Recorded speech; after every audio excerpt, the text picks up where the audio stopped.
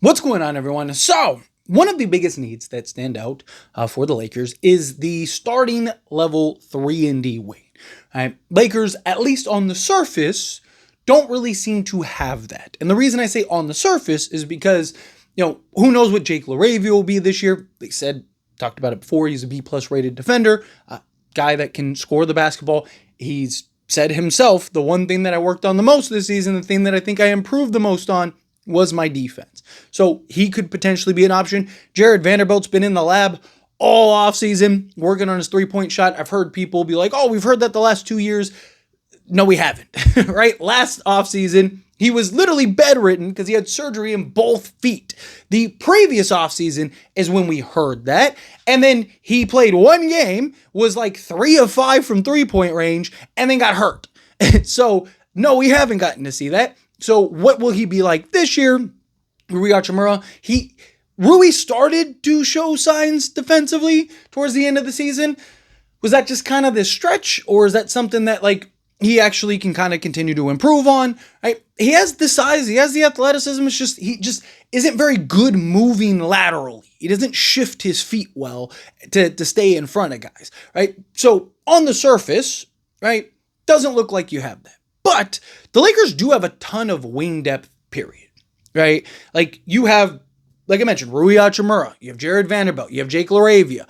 All three of those guys, you could make an argument at some point, I think, to start at the starting three. You have LeBron James, who could slot in and play the three if need be. At this stage of his career, he's more of a four. That's why he's played it the last few years. But if in a pinch you needed to, right, if you're running a two-big unit, let's say with Maxi Kleber and a DeAndre Ayton or something, you could go and throw LeBron James at the three and kind of see how that looks. I want to see the Lakers experiment a little bit this year. I want to see different lineups, particularly early on.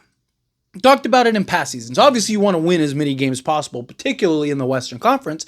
But early in the season, in the first 20 games or so, that's your time to kind of experiment and see, okay, how does Hayes and Kleber work? How does Hayes and Ayton work? How does, a 6'8" unit with all these guys look and work, right? What does it look like with Jake Laravia and Rui Hachimura and LeBron James and Jared Vanderbilt and a Luka Doncic as a 5-man rotation, right? Experiment early on, because then that way you can kind of get feels, you can kind of look at the analytics, look at the stats for all these guys, kind of see, okay, these are our best rotations. These two guys play really well together. These two guys really play well together. So let's see what, these pairings look like, so on and so forth, right? You're going to have to do that not only for LeBron, Luka, and Austin Reeves, you have to do that for other guys as well. But, Lakers bringing in, say, an Andrew Wiggins, right? Ideally, you're going to have to send out a Rui Hachimura or something like that, so you're just kind of slotting him into that place. But see, a lot of people, they're like, oh, if we get a Matisse Thybulle or something like that, you want to keep Rui Hachimura and don't get rid of Rui Hachimura, and I get that. But again, if you're going to bring a guy in, where is he slotting? Who is he playing over? Right? You look at the wing depth on this team, like I mentioned, right? Let's just go over the names real quick, and then we'll talk about, not in particular order, but like I said, you got Rui Hachimura, you got Jared Vanderbilt, you got Jake Laravia, got LeBron James. All could slot in and play the three for you. You have Marcus Smart, who many people want to see start at the three because he's done a much better job of defending big as his career's kind of gotten into the later years. So you got, Marcus Smart. You have Adou Thiero, who's somebody that can slot and play the three.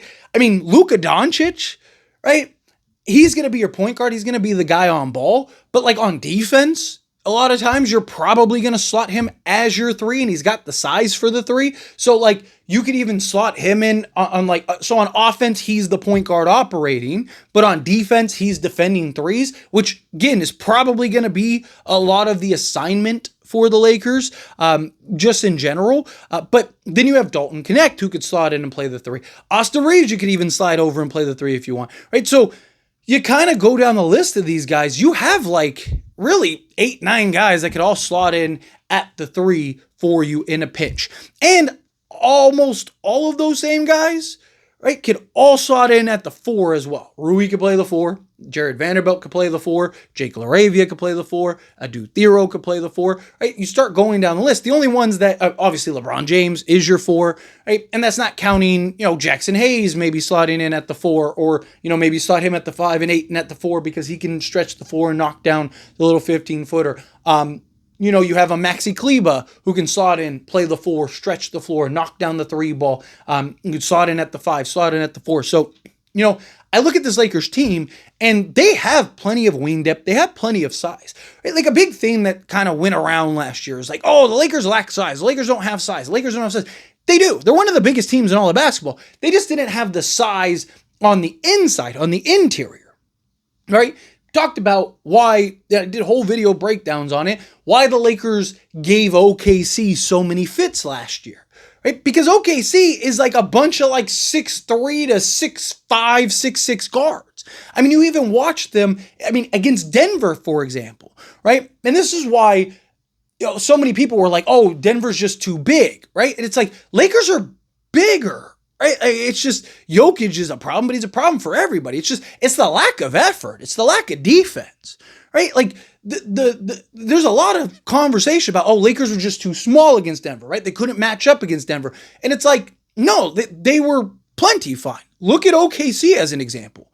They literally ran units where Jalen Williams was the starting 5, or not the starting 5, but playing the 5 at 6'7", right? And then they ran a bunch of guards, right? You had Alex Caruso defending Nikola Jokic and getting stops, right? They had the hive mentality, right? They just swarming you, right? And just played this just aggressive, just swarm type of defense with all these guards that, again, a lot of them are 6'3" to 6'5", 6'6".